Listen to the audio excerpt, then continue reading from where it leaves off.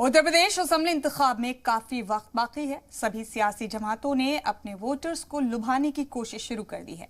BJP, Samajwadi party, BSP और यहां तक कि उत्तर प्रदेश में पहली बार इंतखाब लड़ने जा रहे ओवैसी भी हरकत में आ गए। और ऐसे में 3 दहाइयों से यूपी के इख्तिदार से दूर होने वाली कांग्रेस कैसे खामोश रह सकती थी। उत्तर प्रदेश के इंचार्ज बनने के बाद से प्रियंका गांधी मुसलसल एक्टिव हैं और जानकारी मिली है कि कांग्रेस अपने पुराने मुस्लिम वोटर्स को लुभाने की कोशिश करने वाली है। कांग्रेस ने मस्जिद और यूपी के मौलानाओं का सहारा लेने का सोचा है।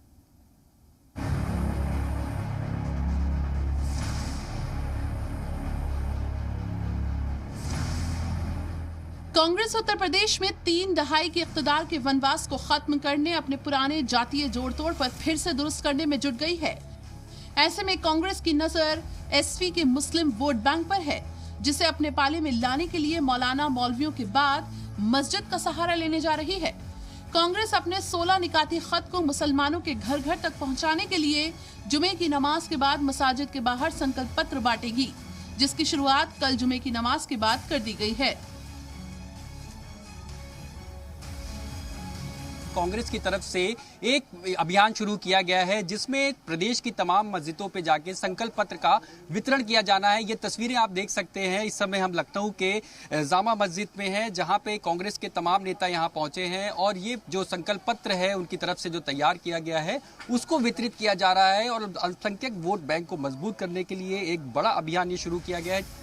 उत्तर प्रदेश में मुसलमान एसपी के कोर वोटर माने जाते हैं। यही वजह है कि कांग्रेस ने अब मुस्लिम वोटों के लिए एसपी के खिलाफ खुलकर मोर्चा खोलने की तैयारी की है।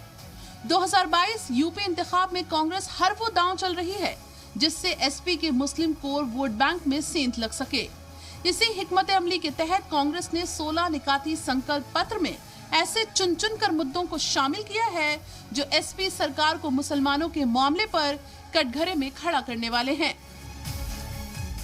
इसमें जो हमारे 16 संकल्प हैं उनको जनता के बीच ले जाना और ये समझाना कि पिछले 30 साल से आपने जिसको वोट दिया है उनसे अगर आप रिपोर्ट कार्ड मांगेंगे तो आपके किसी पैमाने पे वो खरे नहीं उतरते हैं।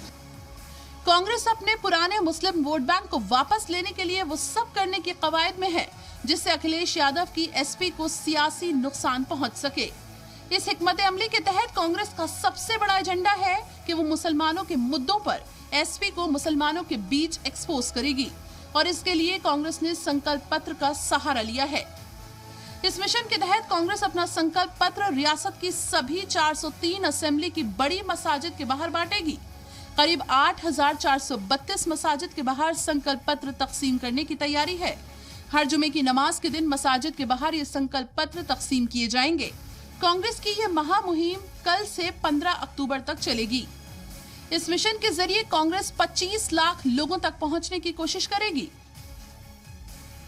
कांग्रेस की इस हिकमत अमली पर जहां एसपी ने करारा हमला किया है, वहीं बीजेपी ने भी कांग्रेस पर सवाल आयद कर दिए हैं। इसको धर्म और जाति की राजनीति करनी है वो करे।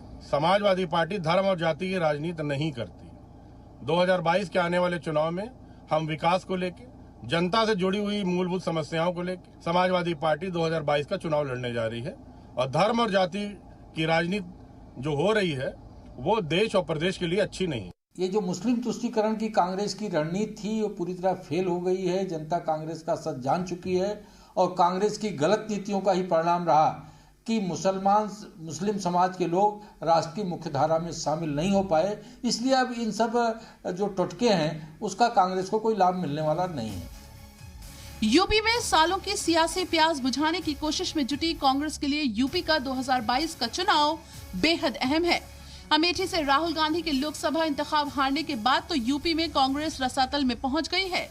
यही वजह है कि प्रियंका गांधी यूपी में कांग्रेस की खोई विरासत को पाने की भरपूर कोशिश में जुटी हैं और कांग्रेस अब अपने पुराने कोर वोटरों को साधने की कवायद में जुटी है। यूपी में मुस्लिम वोट बड़ा फैक्टर है। यहाँ करीब 19% मुसलमान आबादी है, जिनका असर 143 सीटों पर है। मुस्लिम वोट बैंक पर पहले कांग्रेस का कब्जा हुआ करता था, लेकिन अब यूपी के मुसलमान समाजवादी पार्टी के पाले में नजर आते हैं। इस बार तो ओवैसी की पार्टी भी मुसलमान अक्सरियत वाली सीटों पर इंतखाब लड़ने का प्लान बना रही है। 70 सीटों पर 20 से 30% मुस्लिम वोट हैं, तो 75 सीटों पर करीब 39 से 45% मुस्लिम वोट हैं। कांग्रेस के संकल्प पत्र में दावा किया गया है कि अगर उनकी सरकार बनी तो एनआरसी और सीएए के खिलाफ हुए मुजाहरे के दौरान लगे केस को खत्म कर दिया जाएगा। इसके साथ हुए उन तमाम फिरकावाराना फसादात का भी जिक्र किया गया है जो एसपी की सरकार के दौर में हुए थे। कांग्रेस के संकल्प पत्र को लेकर लोगों का मिला जुला रद्द-ए-अमल भी देखने को मिल रहा है। ये चुनावी मौसम है, चुनाव प्रक्रिया शुरू है, चुनाव की तैयारियां की जा रही हैं।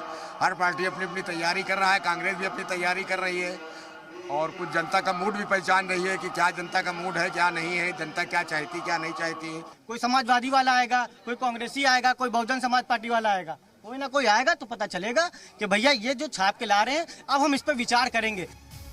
कांग्रेस का ये संकल्प पत्र कांग्रेस को इख्तिदार तक पहुंचाएगा या फिर सिर्फ एसपी को डेंट ही लगाएगा, ये देखने वाली बात होगी। ब्यूरो रिपोर्ट, जी मीडिया।